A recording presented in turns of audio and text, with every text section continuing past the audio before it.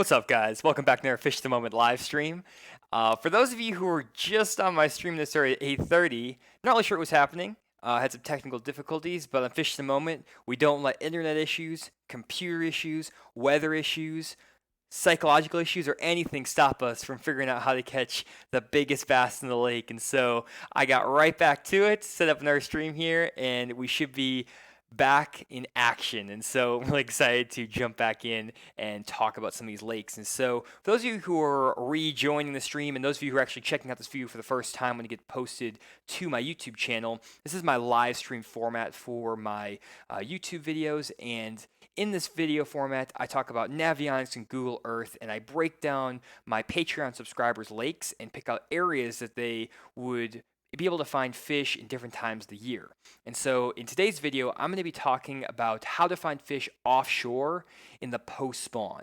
And we're going to be looking at a lot of cool lakes that my Patreon subscribers submitted, and hopefully we'll be able to help you guys find some really good fish offshore. But if this is the first time you're checking out one of my videos, then I would recommend going down to my channel and actually checking out one of my my shorter form videos that are 10 to 15 minutes long, and they're actually edited and produced ahead of time, so it's not just me blabbing for an hour straight about lakes. And I do a lot of good instructional videos about offshore fishing, electronics. I'm actually in my boat fishing for most of them. And so hopefully you guys will enjoy those videos. But for those of you who are rejoining the stream, what is up? And I'm glad that at least 35 people are back in. Hopefully a few more will join back in later on. But if anything, these are the core group of guys who joined. So welcome back, guys. I'm really excited to hopefully get back in the stream, get going again. So we'll cross our fingers. I reset everything. Reset my internet, reset my computer, I reset my brain. All reset. We're all good to go. So what I want to do is give a few more minutes for guys to get back up into the stream, and hopefully everyone can join in. If you guys have friends who want to watch and they may have jumped off, send them a message. Say, hey, Johnny's back on the live stream, and try to let everyone know that we're back and ready to go. But other than that, I want to jump now right into our first lake of the evening, and the lakes are over here on the center right side of the screen. We're going to be looking at Lake Nickajack in Tennessee. We're going to look at Lake Coronado in Arkansas. I spelled that wrong on the side there, but it's Coronado. And then we have Hubbard Creek Lake in Texas. So a bunch of different lakes. And as I mentioned earlier, a lot of guys have been asking me to break down some northern lakes. And I know in the north, a lot of guys are facing pre-spawn conditions, and they're facing maybe colder temperatures than we are here in the south.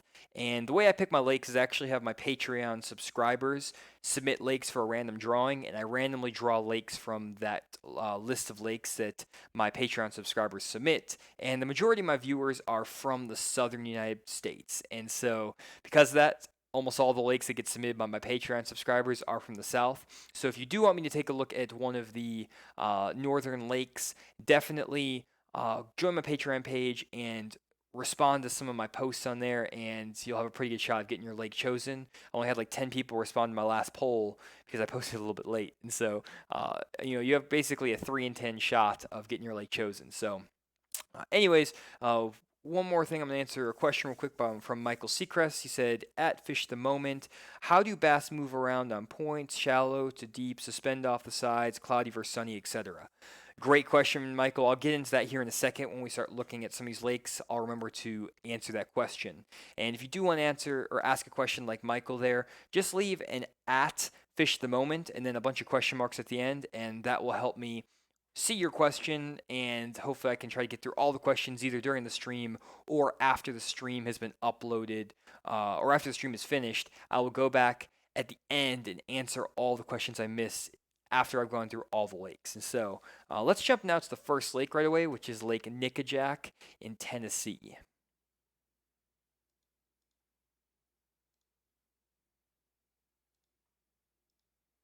Okay, so here we go. We got Lake Nickajack in Tennessee. And for those of you who were on the stream earlier, you may have heard me say this, but I'm going to repeat it really quick. So Nickajack is part of the Tennessee River chain of lakes. It is sandwiched between Lake Chickamauga, where they just had a Bass Pro Tour event, an FLW Tour event, and there's a a Bassmaster Eastern Open out there right now. John Cox actually won the FLW Tour event out there and is leading day one out there on Chickamauga, and so he's just been crushing it, John Cox, this year. That was that sounded weird. Anyways, we have also Lake Gunnersville to the west, and Gunnersville is a really popular lake. Tons of tournaments get fished out there, one of the most famous lakes in the country.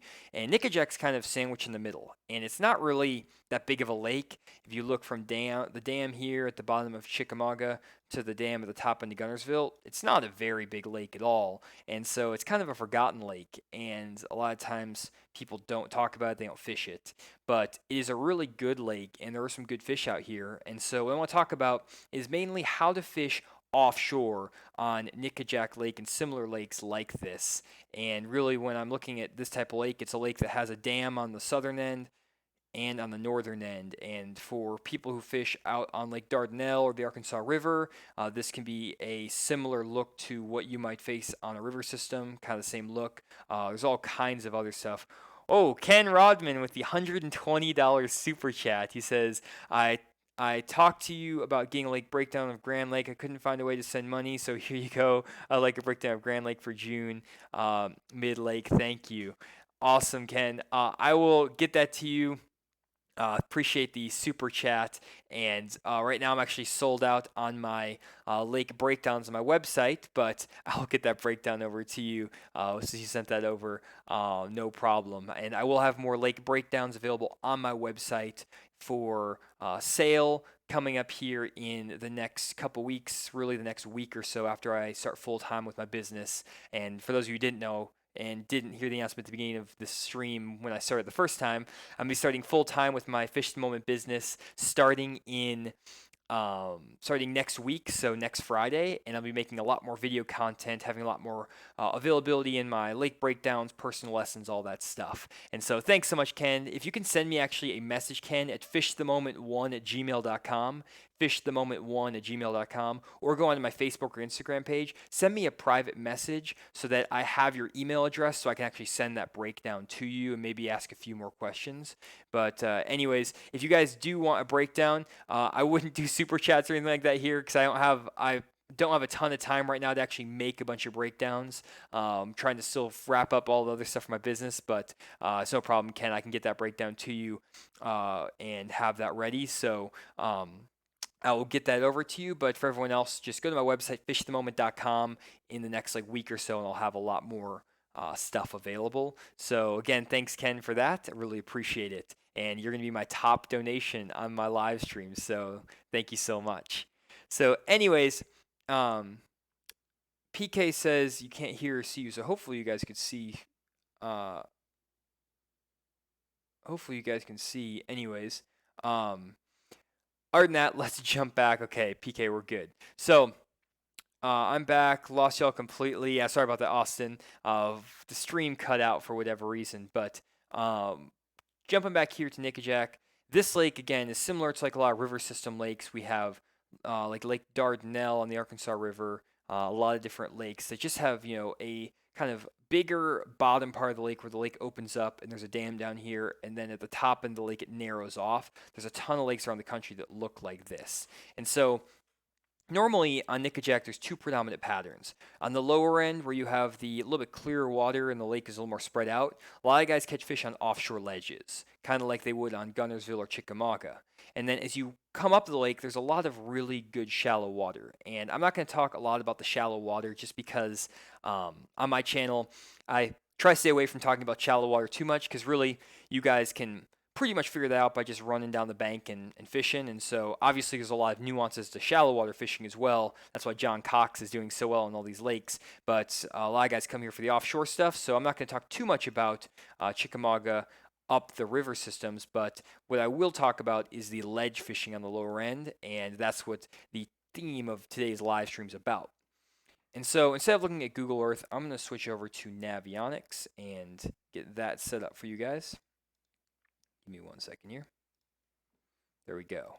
Lake Nickajack. So, okay, so some people are saying it froze, totally gone. You're gone again. I don't know what's going on.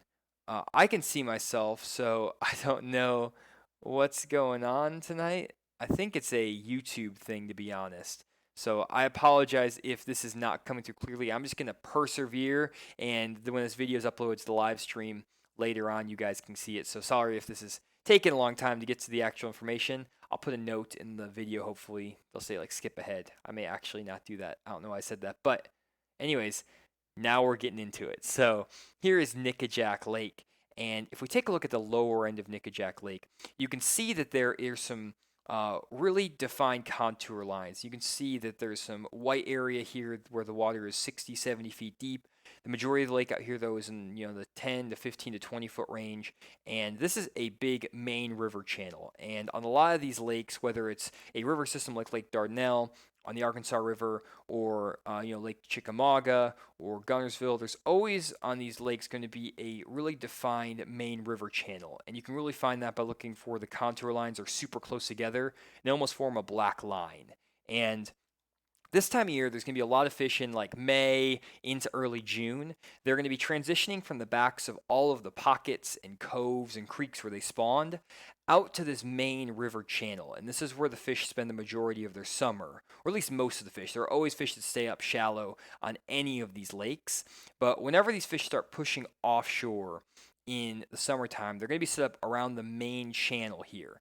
And what I try to look for when I'm fishing in that May to June time, when the fish are transitioning from the backs of these pockets to the main river channel, are places between the backs of a creek and the edge of that main river channel where these fish can stop. And I'm really looking for contour line changes where the contour lines are kind of steep, where you have a steeper drop or something in between the back of a pocket and this main river channel. And so if we take a look at a place like this, you can see right in here we have a really nice spawning pocket. So 1, 2, 3 spawning pockets.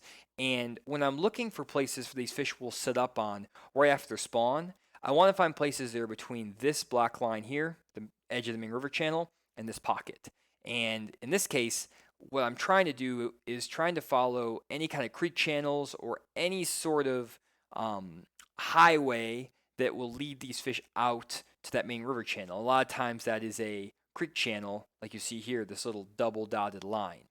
And the places that are always the best to look for fish are places where this double dotted line or this little old creek bed comes up against some sort of point or some sort of structure. So a shallow point like this that maybe is in 3 or 4 or 5 feet of water. The creek channel swings up right against the side of this point, and these bass will set up around this point in anywhere from 5 to 15 feet of water, depending on how deep the lake is. And there was a question earlier from Michael about how do fish set up on these points. And what I found is that in the post-spawn into the summer, when the bass are actively feeding, they're going to be pushed up on top of these points, on top of the points in 3, 4, 5 feet of water. In some of the deeper points out here, they may be set up like this is what I would consider like a deeper point right here. This deeper point, they may be set up on top in 14 feet of water. But whenever they're feeding, and you have a point like this, or a point like this, or a point like that, they're going to be up on top of these points. And then when the fish are not actively feeding, they're going to be pulled off of the points and they're going to be closer to this creek channel. And so whenever you get windy conditions, low light conditions, whether it's cloudy or early in the morning, that's going to cause these fish to push up shallower and feed. And I know a lot of guys who fish up shallow, they know when the wind's blowing, when they have cloud cover, and when it's low light conditions, like in the morning, the fish push up shallow and you can get a really good shallow water bite going. Up on the bank fishing shallow grass, riprap, whatever. And it's the same thing with offshore fishing. When you're fishing offshore, these bass will pull up on top of the shallowest parts of these drops. They're close to these creek channels, but they're up in shallow water. And they may pull up even way up on top of these points up here in 3, 4, 5 feet of water. And they'll sit up here and you can catch them on squarebill crankbaits. You can catch them on football jigs, spinner baits, crankbaits, things like that that go 5 to 7 feet deep. And then they may even pull up kind of on top of the tips of these points. You can catch them on a deep diving crankbait, Carolina rigs, swim baits, jigging spoons, all kinds of stuff, flutter spoons, hair jigs. And so those are the conditions where a lot of fish are pulled up, they're active, and you can catch fish like every single cast a lot of times. And the other thing you'll get these fish kind of active is if there's any current pushing through the lake and there's strong current pulling out of these creeks and stuff, that will pull water across the tops of these little points and stuff, and those fish will feed. And then once you get a sunny day, a day when the weather is calm, there's no wind, it's bright bluebird skies, and it's sunny, and maybe it's in the middle of the day, these fish are going to start pulling closer to the edge of this creek channel. And there's two things these fish will do. One, they're either going to pull right on the edge of this channel and kind of suspend close to this channel. And they're just going to kind of sit there. And it's really hard to get those fish to bite. Sometimes you can get them to bite on like a hair jig or a flutter spoon or a swim bait, fished off the drop. And I call a drop a place where it goes from shallow water like here to deeper water like this creek channel. And they'll sit like out here in the 15, 16 feet of water, and they'll just sit out here. And you have to catch them on baits that can catch those suspended bass. The other thing they'll do is they'll set up in any sort of cover they can get around. So let's say there's a brush pile up on top of this point right here. If there's a brush pile that's in 6, 7, 8, 9, 10 feet of water, a lot of times those bass will sit up in those brush piles really well on cloudy days and on sunny days and in the middle of the day when there's no wind. And then when it gets windy, when it gets cloudy, a lot of times those bass will pull away from those brush piles and pull up on these shallower flats or up on top of the points. And you can catch them on crankbaits, moving baits, stuff like that. And so that's kind of my, hopefully that answers your question, Michael, about how to target these points.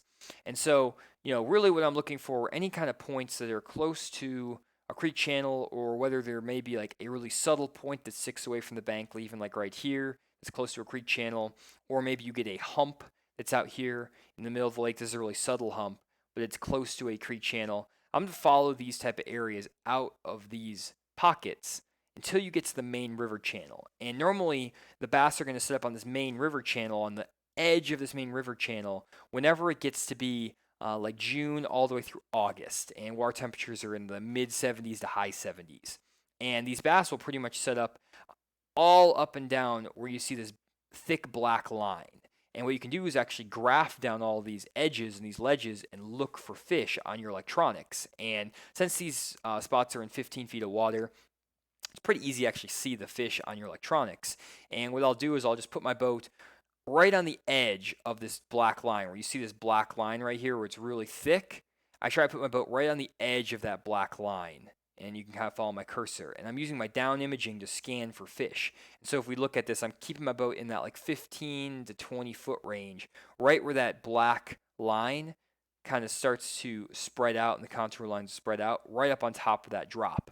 And I'm actually going to have an image here that I can share with you from my fish finder that actually has images of some schools of fish I found. And I wanted to show you this because I've shown these in some videos before, but not everyone is always super clear on this. I'm going to be making, just so you guys know, when I start going full time with my fishing business, I'm going to be making 4 videos a week. 4 videos a week. That's 4 fingers. This is 5 fingers. 4 fingers. 4 fingers a week. I'm going to make 4 fingers a week. The first finger or first video, I'm doing that on purpose now, guys. I hope you know. I'm not that crazy. The first video I'm going to make is about where to find bass offshore. So it's going to be like top 5 fishing areas on clear water lakes, top 5 offshore areas on dirty water lakes, top 5 offshore areas on river systems, stuff like that. The next type of video I'm going to make for my second video every week is something about bass fishing electronics, whether it's how to interpret these images for offshore fish, how suspended bass look on your fish finder, how active bass that are on the bottom that you want to fish with bottom baits look on the fish finder, how to find shell beds with your fish finder, how to find fish in standing timber in the summertime with your fish finder, all kinds of stuff like that.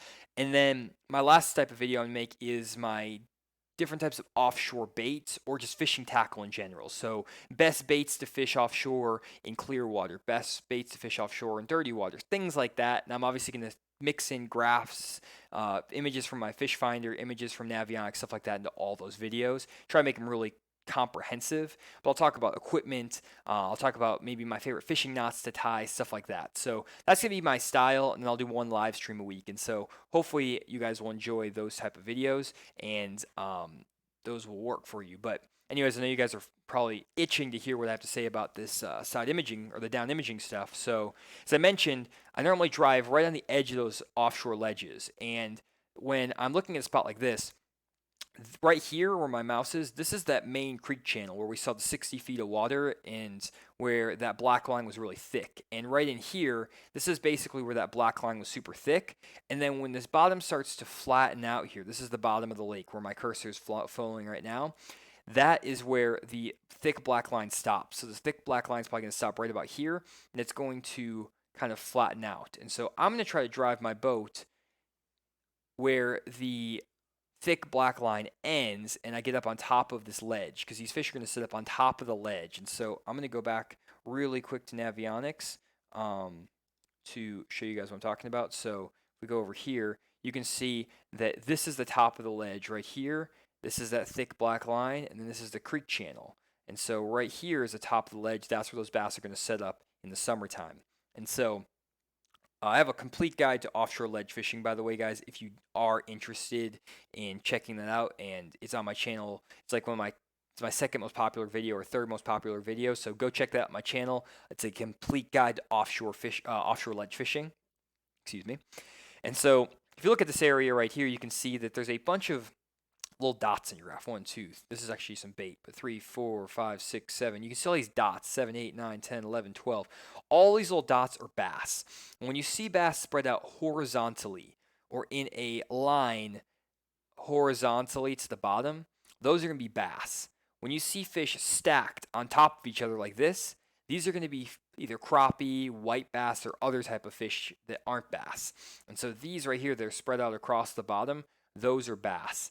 And right here is a nice school of fish that maybe is 20 or 30 fish, and it's about 15 feet of water right here, and they're on the bottom. And so you can graph and look for these fish, and these type of fish are fish I would fish with a deep diving crankbait. I would fish these fish with a football jig, something that gets on the bottom. And so I'll graph around for like 3, 4, 5, 6 hours looking till I see something like this on my graph. And then I'll also graph and look for areas that look like this. This is another spot I found. And you can see here that there's a bunch of dots again. They're spread out horizontally, but these fish are 3 or 4 feet off the bottom. And all these big clouds or blobs, that's all bait fish. And this is actually a brush pile right here. And so you can see right here is a brush pile, and there's all these dots around the brush pile. And so there's bait, there's fish, there's all kinds of stuff. There's fish off this brush pile over here too. There's a bunch of good stuff in this area.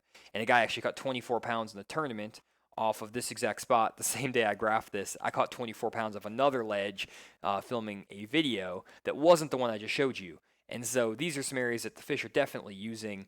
And basically, on these spots, when I see these fish suspended off the bottom, I'm going to be fishing baits like a flutter spoon, a hair jig, stuff like that. Again, I'm going to get into all these baits and stuff in upcoming videos, so I don't want to spoil it all for you. But these are the type of areas I'm really going to be focusing on, looking for. And so, not to get in too much in the weeds, because I do want to kind of talk a little bit about Nickajack, but really all I'm going to be doing is just what I do when I'm looking for offshore fish a lot of times is I just literally keep my fishing poles at home. I don't bring any fishing poles, and I just drive my boat on the edge of these ledges. I may come in to like right here. You can actually see these contour lines are really tight together off this big flat. This is a great place for if these fish spawn here, they can pull off this first little drop. Those contour lines get really tight together. That's a nice little ledge as well.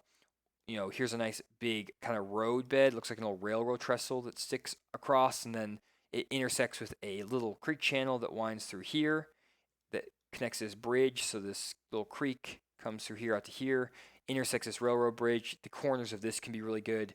But basically, I'm just going to drive my boat, keeping my boat on the edge of that ledge in either 10 to 15 feet of water all the way down. Now, I'm just going to keep graphing. And I'm going to drive my boat for 6 to 8 hours, just driving my boat. And a lot of times when I first start trying to find offshore fish, I don't stop and fish these fish. I literally just look for a bunch of stuff that looks like the stuff I just showed you on my graph. And then once I find it all, I'll take the time then the next time I go fishing to actually fish all those spots. And so even when I'm practicing for fishing tournaments, I don't actually fish most of the spots I see offshore. I would rather spend all that time graphing and looking for groups of fish. And then once I see those fish on my graph, I'll come back the next day and try to catch those fish. And there's a lot of reasons why I do that. I'm going to get into all of that in upcoming videos. I don't want to get too in the weeds on fishing theory. I want to stick to areas on this, but I know some of you guys are like, tell us now. But all in due time. I can't give all of it away in one video, or then there's no point in coming back. But a few more areas I really like. If you kind of look, nice little spawning area again with some spawning pockets. And places I really like as you move out, you can see there's some creek beds that wind in and out of here. Places I really like are like this point right here. It's close to a creek channel or creek bed. As you come out of here, you see you have a nice, really nice ledge right in here. That creek bed winds through here, and you can see 15 feet of water, and the top of that ledge is going to be a great little area to fish. As you wind out of this creek, you can see another creek channel comes out of here. This little point that sticks out here, actually, this point really extends out here and then is kind of hugged this whole time by our creek bed. Right here is going to be a great area. Also on this side of this creek bed, this area is going to be great. Check out all down through here. There's so much good areas to fish out here. So many, not so much, but there's so much good water to fish. There's so many good areas, and it's really just places where these contour lines get closer together, and then they start to spread out. So you can see these contour lines spread out through here, and they get close together here. Fishing the places where it goes from this really tight together contour lines to where they start to spread out. Those are the type of areas that are going to be really good. Again, tight together contour lines, they start to spread out right in here. Both where they're tight together and where they just when they start to spread out, those are the type of areas that are really good offshore. And what you'll find when you go out in these lakes is that these fish are going to be either like halfway back in here, so they'll be on like these type of ledges like this, and they might be in 15 feet of water, they may be in 10 feet of water, whatever. So if you catch fish on a ledge that's halfway back here between the backs of the creeks and the main river channel in 10 feet of water, a lot of times you can find fish here in 10 feet of water, and also over here in 10 feet of water, and also over here in 10 feet of water, also all the way back here in 10 feet of water. And you can kind of run that pattern around the lake. You know, these fish could also, though, be all the way out in the main river channel. And so instead of finding any fish back here, you may find all your fish in 20 feet of water on the edge of a ledge, and then you can run that again down the lake. And most of the time, these fish will be in similar types of areas. A lot of great places, again, are going to be, in between the spawning areas and this main river channel in May and June. And so a spot like this may be really, really good in May. Even like right here where you have this creek bed coming out and there's a little bit of a high spot right here. This spot could be really good. But then as you're working your way out, into the summer in June, July, these main river ledges are what's going to be a lot better. So I know you guys are asking a ton of questions. I will definitely get to your questions here in a second. I want to run through as much as I can on the lakes here, so I want to try to get through as much as possible because I did kind of start late and there's a lot of technical difficulties. But what I will do is get to everyone's questions at the end of the stream, and hopefully you guys can either come back after the videos upload to YouTube, or you just stay to the end and I'll answer your question. And again, if you want the questions answered, just check out or just hit @FishTheMoment in the chat and then put a bunch of question marks, and I will answer that question like some of the guys are doing.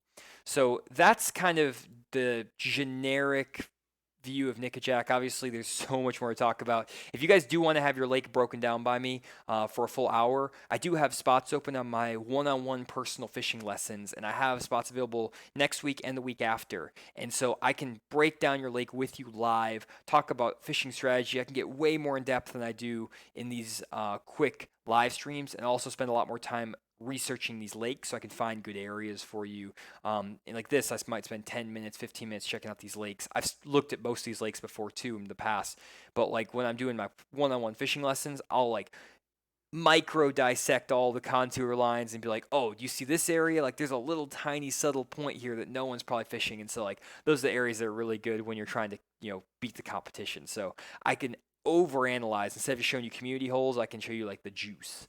So book a one-on-one fishing lesson if you want on fishthemoment.com.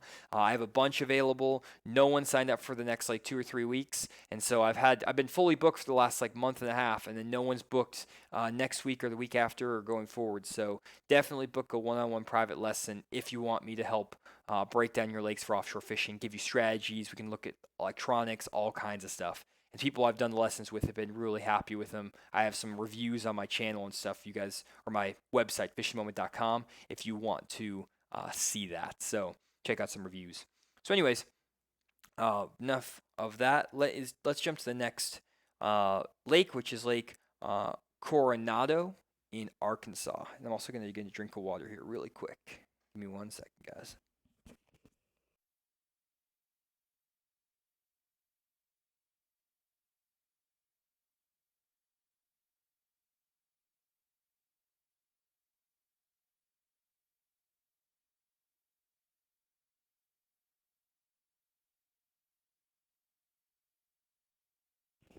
Okay, there we go. So, Lake Coronado. This is a lake in um, Hot Springs Village in Arkansas. And this is Lake Washita, for those of you who are familiar with Arkansas. Lake Washita, Lake Hamilton. This is Little Rock over here. I went to high school at least in Little Rock, so I know all these lakes super, super well. I also do on-the-water fishing lessons with guys in Central Arkansas, Northwest Arkansas. If you do want to book an on-the-water fishing lesson with me, I have some spots available in June. Almost all of them are sold out. I do have a couple left in June. I'll be opening up more in July as well. And I've been putting guys on a lot of good fish, taking them offshore. We've been catching some good ones offshore recently, so it's been pretty good. So this is Lake Coronado though, and if you look at this lake, you can see it is a small little lake, and the contour lines on it are actually really terrible. Don't look good at all. You can see that there's some, I guess, decent looking contour lines, but they're not like really great. I wouldn't even trust these contour lines, and there's probably a lot of lakes around the country, that you'll find that look like this, or that may not have like really any contour lines at all, like this lake, Lake DeSoto. I've actually fished out here before, and so it's tough when you have a lake like this, like Lake Cortez or Lake Coronado, where there's really not very good contour lines. And you might be wondering, okay, how do I fish offshore? I know this lake is like 60, 70 feet deep, but without the contour lines, where do I even start to look? And that's something I struggled with when I started learning to fish offshore, because most of the lakes I had close to me in Little Rock, where I could just kind of go really quick, were lakes that didn't have very good contour line maps, or didn't have any contour line maps at all. For those of you who know, Beaver Fork Lake and Brewer Lake in Central Arkansas, really good offshore fishing lakes, especially like 10 years ago when I started learning to fish offshore. And there was some really good fish out there. Now they're like super pressured lakes, but all of them had no contour lines when I was fishing out there, at least. And so it was really tough for me to figure out how to catch fish on these lakes. And so what I want to do is break down how I actually find fish on lakes when the contour lines suck. I'm actually not going to use this contour line map. I'm just going to go to Google Earth and show you at least what the way I would break it down. And because these lakes are small, it's actually really nice because you can literally just graph the whole lake. You don't have to worry about pretty much anything, because you don't have to worry about being like this giant lake that you can't graph, or it's not manageable to graph. You can literally just graph this whole lake. And the way I think about it is, normally you have a contour line map, right, that goes to this lake, and you can find the best contours and graph them. And that's great when you are fishing a really big lake and you have more water than you can graph in like a day or two. But on a small lake like this, you can literally graph this whole lake in pretty much a day or two. And so when you're trying to learn to fish offshore on a lake like this, what I try to do is I'll launch my boat. Let's say we launch right here. We launch my boat. What I would basically do is, first off, I would just start graphing down the very center of this lake. And I would go directly across the lake, and I would just kind of do zigzags like this across the lake. And I would look on my fish finder for places where the bottom drops to like a creek channel, so it goes from 10 feet down to 30 or 40 feet and then comes back up. I'm looking for points where there's places of high water, points sticking way off the bank here, looking for humps that are randomly out in the middle of the lake, and then looking for any type of cover out there. Maybe there's grass, maybe there's brush piles, maybe there's old timber or standing timber, who knows. And you can work your way across these lakes like this, just kind of scanning. Whenever I kind of see a drop in like a creek channel or whatever, I'll just drop a waypoint, and I just mark up a ton of waypoints, and I'll name them. So I'll say, okay, this is a creek channel, this is the tip of a point, this is a hump, things like that. And sometimes you'll start graphing around and you'll realize, oh, that wasn't the tip of a point. Like you come off this point, you graph across, and you're like, oh, this point is coming up. But then you keep going and it drops back off into deep water, and that's actually a hump. You can rename your waypoints. And really, I just spend a ton of time zigzagging to kind of get a feel for what's going on. And then once I've kind of done that across the lake like 6 or 7 times, I kind of have a feel for how deep the lake is, whether there's a defined creek channel, all that stuff. And then after that, there's really two things I do. First, I either try to find the creek channel that I marked. So let's say I marked a creek channel and I went across here and I hit it here, creek channel. And so what I'll do is I'll just like, let's say this is my, this is a waypoint on my fish finder. It's not on Google Earth. I'll drop creek channel as I'm driving across this lake. Then I'm going to take a kind of zigzag across and I say, oh, right about here, I hit the creek channel again. So then right there, and I would just name it creek channel. And this is really tedious, guys. This is how I literally did it when I started graphing offshore without contour line maps. And I keep going here, and then I'm like, oh, this creek channel, it hit right here. And now I can kind of start building out this view, and then maybe I see, oh, I graph back across this way, and then that creek channel is now here. And so I see now that this creek channel comes in, maybe it goes like this, and it turns in, and it's turning off the tip of this point. And I'm like, ooh, I know that when there's creek channels close to a point, which I can see in the land, there's got to be something in this area. And so I'm going to start graphing around this point and trying to see if there's any sort of brush down there, if there's a nice drop off the side, and a lot of times it's just like zigzagging across these points, just kind of looking, or zigzagging across these areas. And then a lot of times you'll pull up, you'll see a group of fish down there on your graph like I showed you earlier, or you'll see a good looking brush pile or whatever. Then you can say, okay, oh, I found a little brush pile. I mark it right here, brush pile. And you just can create like a little, your own little design of this lake, and you can say, okay, brush piles here, creek channels here, all kinds of stuff, and you can do that across this entire lake. And if you spend a full day graphing, leave your rods at home, just drive your boat. That's what I did when I first started learning to fish offshore. Just left the rods at home, just started driving. You'll find where the creek channels are. You'll find where the sharper drops are, the points, the humps, the brush piles. And if you check out my YouTube videos on the different types of contour lines and different types of contours and structures, that's what I mean to say, different types of structures, you'll be able to get a feel for what these places look like both on your Navionics maps and on a Google Earth map. And so if you check out my complete guide to contour line maps, I actually show images of what a hump looks like and a point and everything looks like on Google Earth in real life images. And so it's really easy to actually see that. And so if we take a look at this right here, you can see that this lake again is pretty small. So it's just a matter of driving around these lakes, looking for spots offshore, and then marking them. And then it's kind of similar to the stuff I talk about all the time offshore. Brush piles are going to be really good. If there's underwater road beds, those can be really good on these lakes. Looks like that there's some potentially some offshore grass in here. And so this is a little ditch. You can actually see it from Google Earth. These little ditches can be good in the pre-spawn time of the year, and maybe off the tip of this point right here could be a good summertime spot. But really, you're going to find some good places to fish if you just graph in front of all the points. Just graph in front of all the points, and then kind of follow these little pockets out back to the middle of the lake. At some point, there's going to be a creek channel that winds out of here that connects up with a main river channel that feeds this lake, because this lake was created from an old river. You can see the old river right here. And so that old river is some sort of,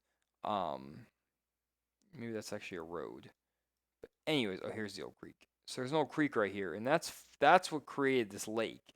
And then they dammed it off, and this is the next creek. And you can actually see that old creek channel right here, and it gets deeper as you get to the center of this lake. And so just follow that creek channel to form this lake all the way down till you hit this dam right here, and you can follow that all the way back. And then if you can find places where the creeks that form these pockets, like this, meet up with the creek channel out here, those are good offshore spots as well, where a secondary creek channel meets a main river channel or a main lake creek channel. So anyways, those are the kinds of things that that I look for on these type of lakes. And again, it's just a lot of time driving. You have to use your imagination kind of what's down there based on what you're seeing on your fish finder and stuff like that. But definitely worth the time to find fish offshore, because a lot of guys who fish these type of little lakes, especially around Hot Springs Village, they're not fishing offshore. They're just beating the bank, or they're crappie guys who like know 6 brush piles and just fish them all the time. Whew, okay, so 20 minutes left, and we got to get to our last lake, which is Hubbard Creek Lake. Hopefully that all made sense. I only think I spent about like 10 minutes on this lake, but pretty straightforward, and hopefully that makes sense on how to break down these type of lakes. So let's now jump over to Hubbard Creek. We'll fly over there. See what everyone's saying here while this is loading. Hello from Australia, cod fishing. How's it going? And then Clint says, welcome, Australia. It's awesome. We got some people from around the world joining in. That is so cool. 76 guys, kind of a bummer. We didn't get the turnout as usual just because of the mess up in the live stream. But Realistic Fishing says $5 super chat. Once I know some contours for my local section of my lake, what spots do I always try first? I'll be short on time out there. Okay, so once I know the contours on my local section of a lake, what spots do I always try first? So let's say that you're going out. Actually, before we do this, let's go to one of my favorite lakes, because we can always come back here. We'll go to Beaver Fork Lake. This is where I learned to fish offshore. So this is a nice little lake. You guys have probably seen me fish this before. This is a little, there's like a $5 fee to fish here if you're a member of the county, and so it's kind of not that pressure of a lake. But for answering Realistic's question, if I was going to a small lake like this, again, this lake has no contour lines. There's nothing. It doesn't even really show up on Navionics at all. Like, doesn't show there's a lake here or anything.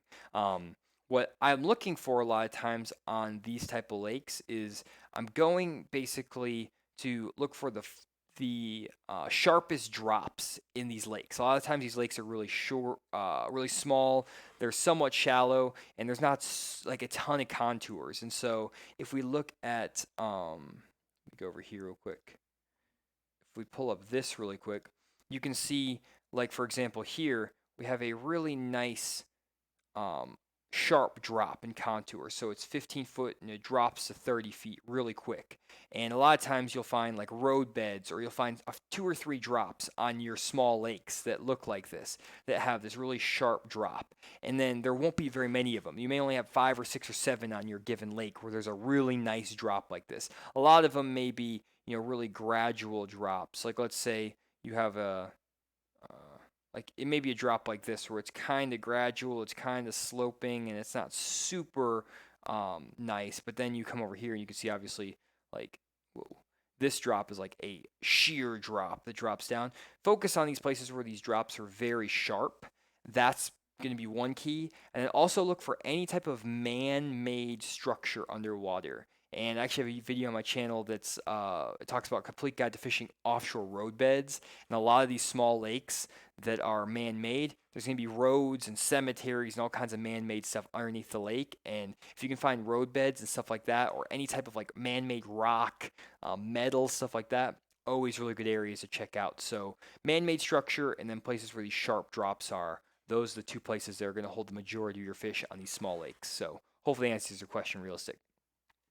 And thanks for joining as always. So let me switch back over here really quick to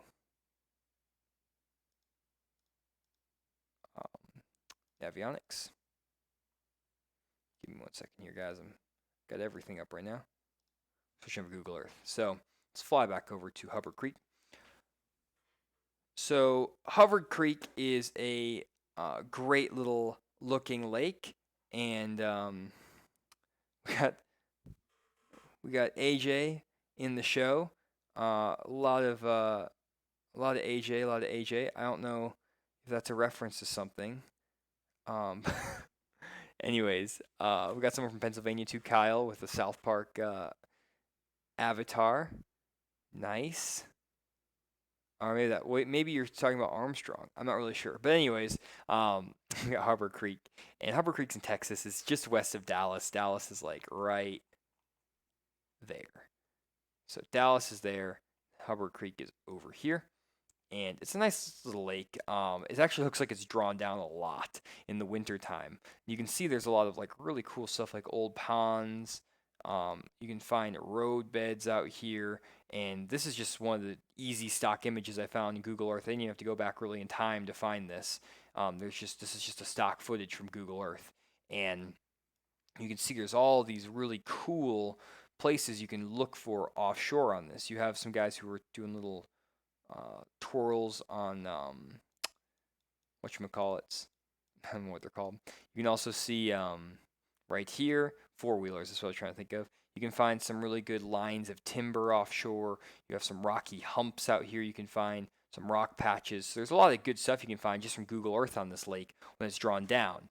And what I want to kind of talk about with Hubbard Creek is one, obviously, if you're fishing Hubbard Creek and this is your home lake, my computer's down. I forgot who recommended these lakes. I apologize for not calling them out. I know Roger recommended the Hot Springs Village Lake, and then there's a couple of guys. My computer crashed out. Have time to pull up the file real quick. But thanks to all my Patreon members who recommended these lakes. Really appreciate that. Anyways, if we look at this lake, you can see that when it's drawn down, you can find all kinds of cool stuff offshore. So first thing I would do is if you do fish this lake, definitely go around this lake and look for places like this where you have dirt and silt, and all of a sudden you have a offshore rocky spot. And what I would do is I would drop these pins, and I would name this rock patch, and I would just mark that, and I would come over here, and I would say, ooh, this is a nice little timber line, and I would take my little cursor here, and I would draw myself a timber line like that, and I would say, okay, and then for me, that is now a timber line. And what you can do then is you can kind of mark all these areas and another rock patch. And then I have a video on my channel actually. It's my top 3 Google Earth tricks. And you can check out that video on my channel. And what you can actually do is take these waypoints, and if you save these in a file, you can actually see these are some of my, well, you can't really see it. There's a tab over here where you can save these into a file. The video is on my channel. Again, go to my YouTube channel, take Fish the Moments Google Earth Tips. You'll be able to find that video, and it'll show you how to actually transfer these paths and these waypoints to your fish finder, a Garmin, a Lowrance, or a Humminbird. I think Ray Marine as well will work for. And you can actually save these waypoints onto your fish finder and go back out and fish them. And that's super helpful because if this lake comes back up to normal pool at any point, all of these rocky patches and timber lines and everything are going to be underwater, and they're going to be perfect places for offshore bass to set up. But obviously, if this lake is almost always drawn down, obviously it's not helpful to have these spots marked because anyone can just see them with their naked eye. And so the trick of this with this then is, how do I find places offshore on a lake that's already drawn down like 10 feet or 20 feet or however much this lake is drawn down? And so what we're going to do is we're going to jump over to Navionics really quick. We don't need to be on Coronado. We need to be here. So you can see this lake has a lot of good contour lines, lots of good creek channels, all kinds of stuff. And I mean, if we switch back over to Google Earth actually really quick, if you kind of look, I'm looking at it, but if you look in through here on our Navionics, you can see all of these contour lines are really clearly defined. You can see them running all through these creeks, and you know this lake is 15, 16 feet of water through here, 23 feet of water where this creek channel is right in here. If we switch back over to Google Earth, let me see this real quick. Give me 1 second. You can see that these same areas we were looking at, like right over here, are literally high and dry. And so that means that like this lake is 15 feet low, which is ridiculous. It is so low. And so what we need to assume is, okay, let's assume this lake is like 20 feet low, or 15, let's say assume 15 feet low. What would we do? How would I fish this? And this happens a lot on Lake Conroe in Texas, a lot of Texas lakes, a lot of lakes around our parts of the country too, up in Arizona, California, places like that where there's some droughts and stuff. These lakes will get super low. And so what I try to do is I try to find places where I can fish in anywhere from about 15 to 30 feet of water. And what I found in general is that the majority of the good fish I catch offshore, pretty much anywhere around the country, are going to be living somewhere between 15 and 30 feet of water. And sometimes on like really deep, clear lakes like Lake Hartwell, Table Rock Lake, places like that, Lake Lanier, those spotted bass and smallmouth might get over 60 or 70 feet of water, suspended in standing timber. But if you're fishing for largemouth and also even for spots, if you're fishing in anywhere from 15 to 30 feet of water, even 10 to 30 feet of water, you're going to be catching fish offshore pretty much any lake around the country. There's going to be bass in that kind of depth range. And so what I would try to do is say, okay, well, if I take 15 feet off all these contour lines, that means that 25 feet of water is actually going to be 10 feet of water. And down here in this creek channel, 45 feet of water is actually going to be 30 feet of water. And so it's not actually that deep in here. So what I try to do on these type of lakes is I try to go and I try to find like the deepest water I can find. So if we go down here on the lower end, you can see on the lower end, this creek channel is now 60 feet of water, which would be 45 feet of water if we were taking lake down 15 feet. And so now if we kind of look at some of these areas where this creek channel kind of swings in against some of these traditional, ledges and points, even like stuff through here, you can see that normally you have a spot here that's 40 feet of water, 40 feet exactly of water. That normally isn't 40 feet. That's way too deep for me to even think about fishing most of the time, unless there's like standing timber that's sticking up 20 feet off the bottom. But now that I know the lake is 15 feet low, this spot now is out in the center of the lake. It is 40 feet on top. When the lake's 15 feet low, though, it's in 25 feet of water. And it's right close to 56 feet of water. It's a nice 15-foot drop, and it's in 25 foot, now dropping into 40 feet. This is a perfect area to catch fish in Texas. And, even like right over here, again, it drops from 45 feet down to 52 feet. A nice, 10-foot drop right here. And up on top of this ledge, that may only be 26, 27 feet of water, which is not too deep for these fish to set up on. And then, even if you go around like some of these rounded points in here where this creek channel comes in, again, right on the edge where these contour lines get really tight together and start to spread out, the edge of this contour line is like 30 feet, 28, 30 feet. That's now in 13 feet of water. And that's a perfect little drop from 13 feet down to 30 feet right here. Great little area, 25 to 30.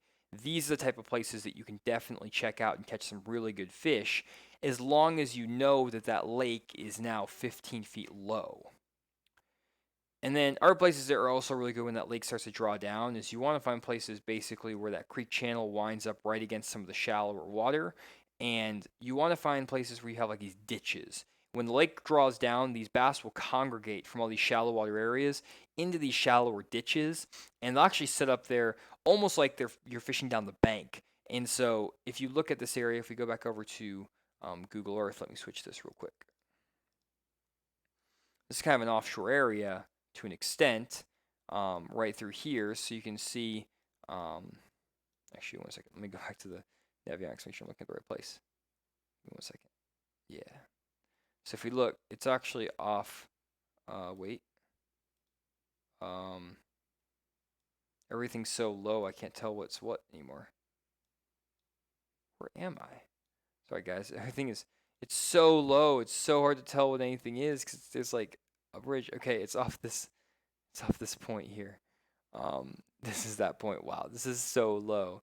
Anyways, you can see there's this little pond here, and if we switch back over to Navionics really quick, you can see that, give me 1 second. Oh, never mind. I'm not looking at the right place. That's that pond, so it's right over here. Where was I looking? No, it's right down. Yeah, I was right. It's that pond. So we come down here. Sorry, guys. It's so hard to see what's going on because this lake is so low.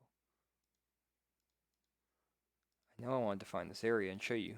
Anyways, right in here. So this is that little ditch. That's what we're looking for. I lost it when I found this one before the stream started. But basically, if you look, these little ditches and stuff right here, this is your new bank. And whenever these lakes start to draw down, these type of little ditches, places like that, are gonna be places these bass congregate. And this ditch is really shallow now, but it has some really nice rock and places in it these fish can set up on. And there's a lot of places like this that are now underwater and offshore, kind of out here. And I kind of think now that this is the new bank line.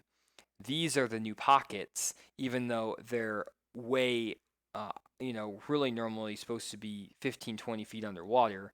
And then these are my points. And so I just kind of recalibrate my brain. And sometimes on your your maps, if you have a Lake Master chip or a sea map, you can actually do a water level offset. You can also do it on some of the nicer Navionics chips. You do a water level offset to drop those contour lines or drop the lake like 15 feet, and it readjusts all the contour lines, which is really helpful, especially if you know this lake is like 15 feet low. You can check that on a lot of the lake apps and like the lake websites. So, anyways, um, and then most of the guys on here, I'm seeing people saying the lake is 15 feet high, so completely different situation. And so we can get into that in some other videos as well. But what I want to do now, guys, is we got 5 minutes left on the stream. I want to close this off right here in 5 minutes, just because it's 10 o'clock here where I'm at. I got to wake up early for work tomorrow in the morning, and we're kind of delayed in general. But let me try to jump through a couple questions really quick. Go back up.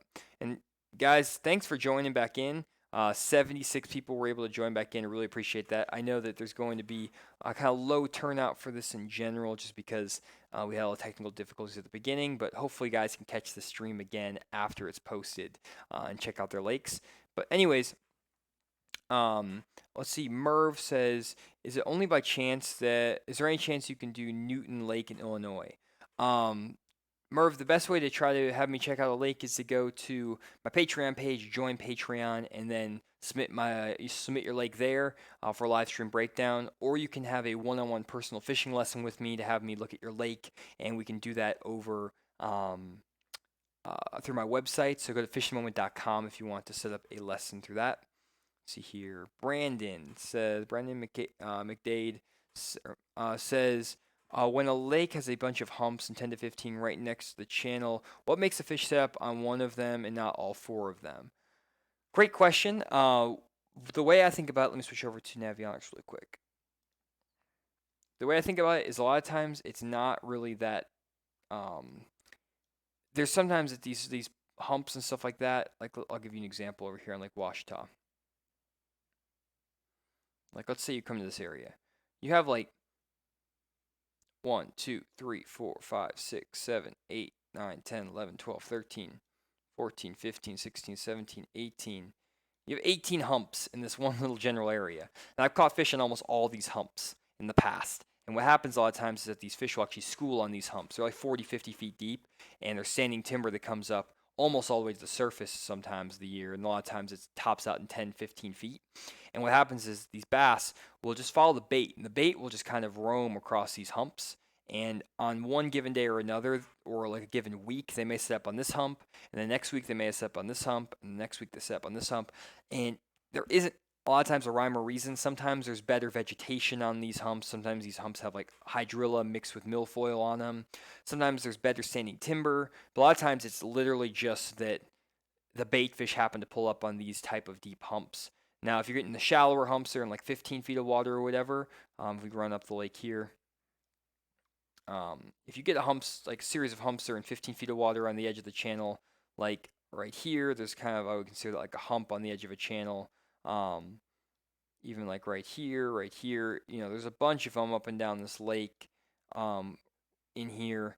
What I found is that a lot of times the difference between a hump on a channel like this right here compared to any other one, the only difference that it's going to make is when these areas have some sort of like extra hard bottom on them. So whether there's a big rock pile down there, a shell bed, something like that, that will cause those fish to hold up on these spots. Otherwise, any one could be better than any other. It just depends on which ones have bait fish pulled up on them. Okay, Caleb asks, when you refer to a ledge, does depth make a difference of ledge, like medium depth or deep, or is there only a difference in depth, or is it the same being the only difference in depth? The ledge. So a ledge. Check out my video on offshore ledge fishing if you still have a question on that, Caleb. I don't know how to answer that one. A ledge, I just think, is a type of cover or not cover, a type of structure. And you can have ledges where the top of the ledge is in 4 feet of water and drops into 10. You can also have ledges where the top of the ledge is in 30 feet of water and drops into 100 feet. So a ledge is just a name for a type of structure. And I have that video, which is a complete guide to offshore ledge fishing. And I use a swimming pool to illustrate what a ledge is. So check out that video. It'll probably be pretty helpful for you. Let's see here. Ulysses, what are your thoughts on trolling motor spooking offshore fish in shallow and high winds when your motor comes out of the water or on spot lock? The only time I think that the trolling motor will spook fish when you're fishing offshore is if you're fishing vertically, right over the top of them. If you're fishing right over the top of those fish and dropping your bait down below your trolling motor, and then you're constantly pressing your trolling motor above those fish, that can potentially spook them. I don't really have that much of a problem when I'm driving over the fish with my big engine, because I think those fish are used to being driven over by boats all the time, whether it's party boats, local fishermen, whatever. But when you have that trolling motor, like stopping, starting, stopping, starting right above their head, I think that really messes with them. But if you're like sitting like a full cast length away from those fish out here, that trolling motor isn't going to affect them as much. It's just if, like, let's say the fish are right here and you put that trolling motor directly over the top of them, that's when it'll bother them. Good question, though. Ken Rodman asks, when you're fishing deep, what kind and size filler spoon do you like? Normally, I like to fish a striking sexy spoon in the 5.5-inch size. Roger asks, do you use Navionics or LakeMaster cards to show contour lines while searching for fish? Yes, most of the time I do, Roger. Unless like we have a lake like that in Hot Springs Village that you recommended. If there's no contour lines, then take the advice I mentioned earlier. Let's see here. More questions. Not a ton of questions tonight, which is actually good because I'm getting pretty tired here. But Kyle asks, how many acres of data does the Hummingbird Zero card hold? I actually don't know. I know that you can get 8 hours stock with Hummingbird's Auto Chart Live, and then I think you can do another 8 or more. But then I think you can delete off and alter and change the lakes. I don't know the complete amount. I used it on one lake. I thought it was really cool, but then I've done the auto chart on one of my lakes, but I haven't done it on a lot of lakes. I'm going to experiment with it more coming up here, though, once I start to get out in the lake a lot more. And Austin Simpson asks, so the Navionics contour lines are at full pool? Most of the time, yes, full pool based on what the normal pool is. But if the lake is high, it's going to, the contour lines are going to be off, or if the lake is low, they're going to be off. And so you either have to set a water level offset on the Navionics card in your graph settings, or you're going to have to, if it doesn't work on your Navionics card that you have to get one of the LakeMaster or the CMAP charts. Yeah. John Hollis says, finally made one. Woo. Glad you could join, John. Then, let's see here. Bunch of people joining in. And just asking questions and stuff. James says, how can I get my wife to take I don't know. I don't know if I should read that on the stream, but anyways. Anyways, I don't know how to answer that question, James. That's probably not for me to answer. But Brandon says, don't use stink bait. That's funny. Anyways, I don't need to be reading these comments probably. But Aizen, last question here. Aizen Hicks says, with all these crazy weather and extreme flooding, would ledge fish be a go-to, or would you fish closer to the shore, shallow? So great question, Aizen. So one thing I found is actually when the lakes are super, super high and you have clear water, like we had, like the Bass Pro Tour was actually on Table Rock Lake, and I've been taking guys out on Table Rock Lake recently for on-the-water fishing lessons, and the lake has been up in the trees like 5 to 7 feet, but I've been catching a lot of really, really good fish actually offshore on some like deep points and stuff like this in 20 to 25 feet of water. I was actually catching fish out in about 20 foot of water this last weekend, that's actually where Cliff Pace. I actually saw him out there on the lake when I was out there on last Sunday. They were having one of the rounds, and I was actually prepping for a trip this weekend, and I was just kind of hopping around catching a couple of fish here and there, and no one was really fishing offshore. And I pulled around the corner, and Cliff Pace was over here fishing, and he was fishing a spot right here, and he was catching them like almost every cast offshore, just spotted bass in like 15, 20 feet of water, and I actually found like a ton of spots like that. And he said he only found 4 offshore spots that whole time when he was fishing that event, and he finished the top 10 of the Bass Pro Tour. I found like 7 spots in like 6 hours where I caught like three or more spotted bass offshore. So I don't know what he was doing. I feel like he caught him really well and he found some good spots, but like while he was like fishing this spot, I saw him fishing here. I was like kind of spectating him, and I was just kind of like driving around, just kind of watching him. I found 2 more groups of fish, and once he was gone and went in, I pulled back and I caught 2 Kentuckys on one spot and 2 Kentuckys on another spot, back to back, and he never even came over here and tried to fish. And so I don't know. I found a bunch of fish out here and he never fished any of them because I never saw him all day. Maybe I should be on the Bass Pro Tour. Who knows? I would have done well on Table Rock at least because I found a ton of fish. I was catching a bunch of good ones too offshore. But a lot of the largemouth, big largemouth, actually push up shallow into the bushes and into the flooded cover when you get those flooded conditions. And so if you want to catch bigger largemouth, go up in the shallow water and push into the bushes and fish that flooded cover, fish the flooded stuff. But there will be bass on these deep, clear lakes that pull offshore.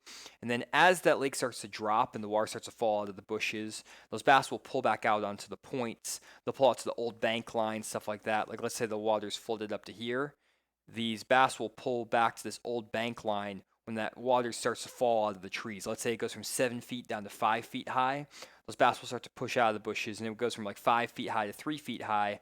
Those bass will get on the old bank lines and push out to the deeper points. So hopefully that all makes sense. Nelson says, well, you just said the exact spoon I recommend. Awesome. Ever try scrounger heads for lead fishing? I actually just started. I actually got some in. I'm going to try those as well. But I'm going to try those with like the Jerky J, and I'm going to try that hopefully this summer on a bunch of different lakes. They look really good. I just always fish crankbaits and jigs, as you guys know. Crankbaits and jigs are pretty much all I throw.